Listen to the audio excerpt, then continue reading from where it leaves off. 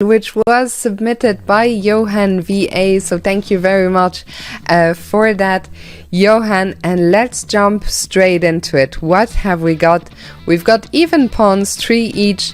White has the bishop pair while we have the pair of knights. But White's bishop pair is currently doing a lot of work, notably here on the long diagonal, but also pinning us along this diagonal. So if we have spotted this queen and bishop alignment towards g7, we will see that we are not in time to do anything like creating checkmating threats, because any move that is not a check here will run into queen g7 checkmate.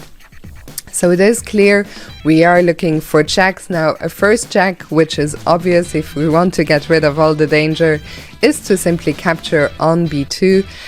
This is just a trade. We get into this endgame, but this endgame is actually pretty bad for us as a6 is weak and the bishop is very likely to dominate the knight.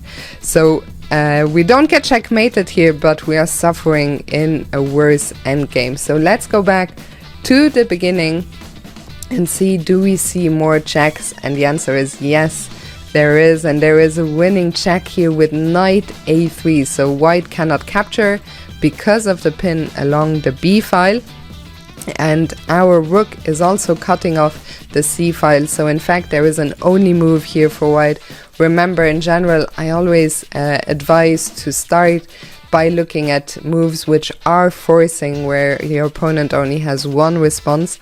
So the king goes into the corner, and here comes the big check, the fork against the king and the queen. The king has no choice but to go back, and after we capture here, yes, our own queen is hanging, but we can recapture with the knight, not with the pawn, of course, as White would take here with an even endgame. But after we recapture with the knight, we emerge with an extra piece and a winning ending. So well done